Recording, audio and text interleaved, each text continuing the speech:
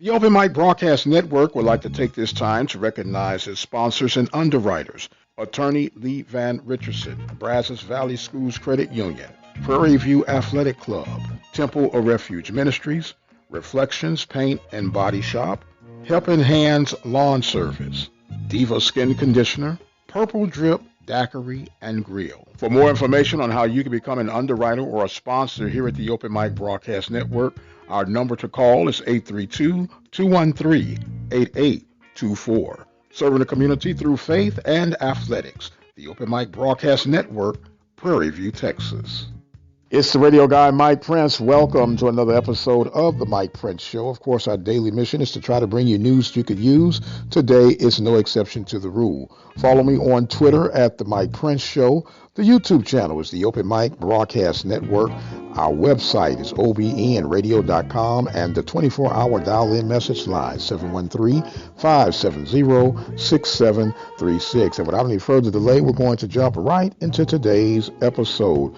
Big football weekend on the FCS circuit. Semifinals in the FCS playoffs. You'll have Delaware taking on South Dakota State and James Madison taking on Sam Houston Bearcats. We'll now hear from Brother Rob Butler with his FCS playoffs breakdown of Sam Houston and James Madison. This is Rob Butler with some FCS football news. With a rowdy crowd of about 5,000 on hand, easily its largest of the season, Sam Houston slipped past a longtime thorn in its side, North Dakota State, 24-20 on Sunday in the quarterfinals of the FCS playoffs. The 8-0 Bearcats are 2 victories from their first FCS national title and first of any kind since they split an NAIA championship in 1964. They will face James Madison in the semifinals in Huntsville on Saturday. Another victory would mean playing in the title game May 16th in Frisco. Sam Houston seemed on its way to a comfortable victory, leading 17-2 in the third quarter, but a couple of big-time special teams breakdowns allowed the 7-3 Bison to climb back into the contest. North Dakota State's Christian Watson returned a kickoff 94 yards to tighten Sam Houston's lead to 17-9. And the Bison's Braylon Henderson followed with a 76-yard punt return for a touchdown. North Dakota State converted its 2-point conversion, and the score was tied at 17 heading into the fourth quarter. Sam Houston coolly responded with a 9-play, 72-yard drive, capped by quarterback Eric Schmidt's 6-yard touchdown run up the middle. Schmidt's score had been set up by the play of the game, a 47-yard completion from Schmidt to Ivy Adehi along the left sideline on a 3rd and 10 heave. The Bearcats then held tight on a final Bison offensive possession that ended with an incompletion in the Sam Houston end zone on 4th down with 29 seconds remaining. The Bison had won 8 of the last 9 FCS titles, all in Frisco. North Dakota State defeated Sam Houston and then Bearcats coach Willie Fritz in the 2011 and 2012 championship games, long before any of the current Sam Houston players were on board. Now, this Bearcat team is special. I look for Sam Houston to win Saturday's game 27-23 over James Madison. And oh, by the way, the game will be televised on ABC at 1:30. And that's Rob Butler, Open Mic Broadcast Network. And thanks a lot again to Brother Rob Butler with the Butler Report. Always does an exceptional job here with the Open Mic Broadcast Network. Of course, we're still celebrating the SWAC Spring Champions, Alabama A&M Bulldogs, with their victory over Pine Bluff, Arkansas last weekend, 40-33, as they get ready to break down the fall season. And throughout the course of the week, we were asking who you thought had the warmest seat entering into the fall football season in the world of HBCU athletics. So we're going to give you that breakdown right now. We'll go from 5 to 1, starting with number 5, Tyrone Wheatley of Morgan State.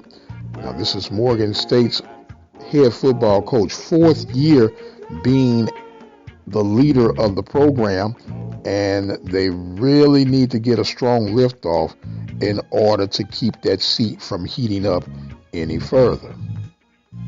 Number 4 will be that of Coach Ely from Alabama State. A series of one-year deals, and the continued struggle with Alabama A&M in the Magic City Classic has definitely had the seat warm for Coach Ely. Number 3 would be Jason Rollins of the Southern University Jaguars. He is inheriting a very loaded team, and the urgency to win is right now. He will be auditioning for his head football coaching career this fall as he'll lead the way for the Southern Jags. Number 2, Eric Dooley. Coach Dooley is entering into his final year of his contract, which expires in December. And although he's had success against Grambling State Tigers, he has struggled against Alcorn and Southern University. The urgency to win for PV Nation is right now. With a very challenging schedule this fall, it will be a lot on the line for Coach Dooley and the Panthers. And number 1 would be Broderick Fobbs. Although Fobbs has done an exceptional job from our vantage point with the Grambling State Tigers, especially with off-the-field concerns, he is definitely on the hot seat. Since the departure of Eric Dooley, the Grambling State offense has sputtered from the offensive side of things. That is being addressed with the incoming of a new offensive coordinator by way of the JUCO ranks from out west in California to try and resurrect the somewhat struggling offense of the Grambling State Tigers. Those are the top 5 that are entering the 2021 fall season on the hot seat. Let us know what you think by giving us a call on the 24-hour message line, 713-570-6736. The NFL draft was on the past weekend, and of the 259 draft picks of the 2021 class, there was not one HBCU player that was taken in the draft, which we highlighted that weekend of it actually happening. However, it was also noted that majority of the players who would have normally been available for the draft were not registered for the draft because they were playing during the spring season. And as a result, there were some echoes of concern coming from Jackson State's own Deion Sanders. And with that, created, let's say, another buzz conversation. And once again, depending on which side of the fence you're on, either you're going in too hard or you become very protective of anything that's being said.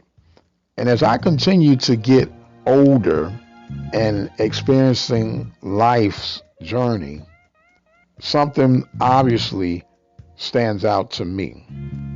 And for the most part, people do not like to discuss politics and religion because they say they're taboo conversations and personal views and opinions can get twisted, and what used to be friends now become foes and vice versa.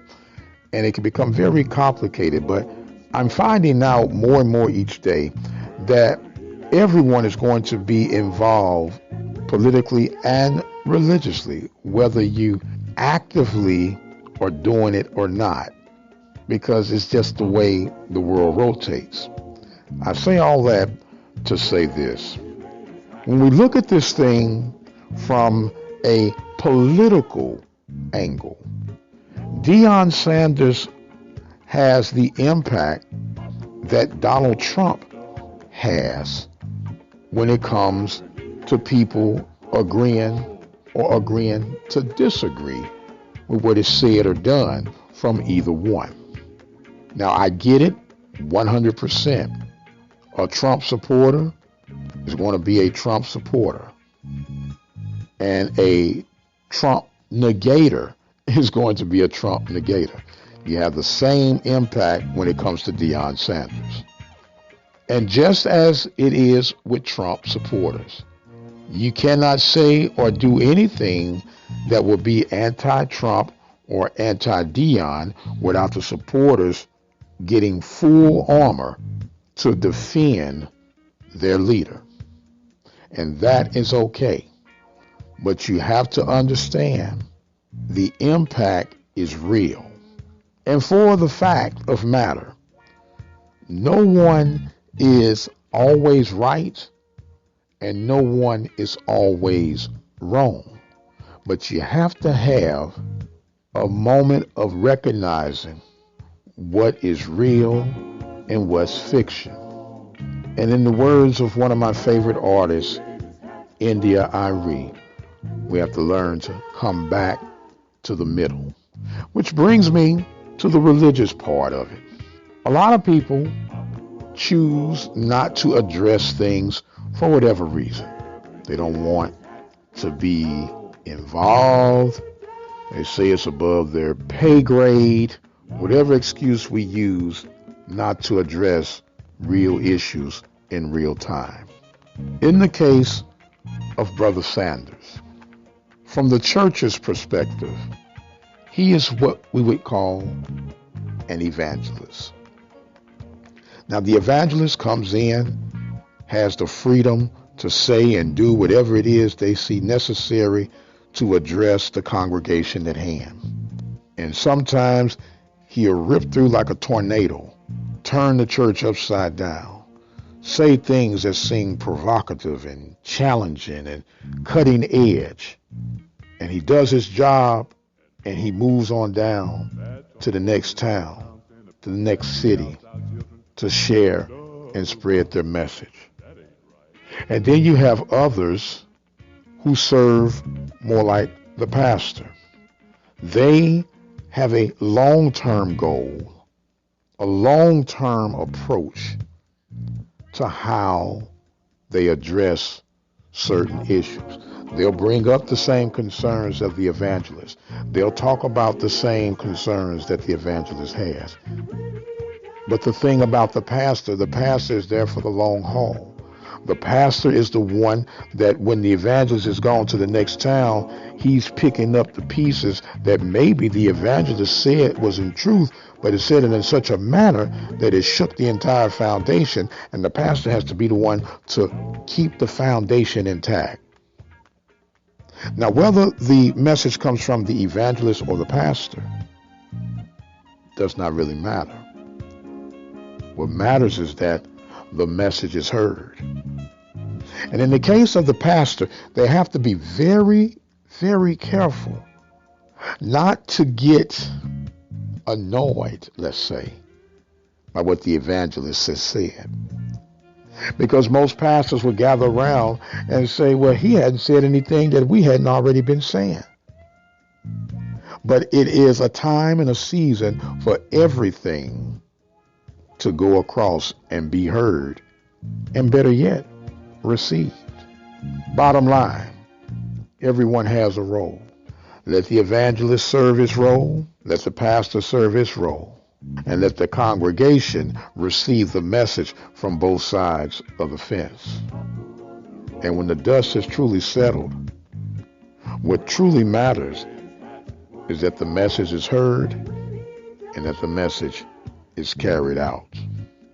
And with that, I am going to exit stage left.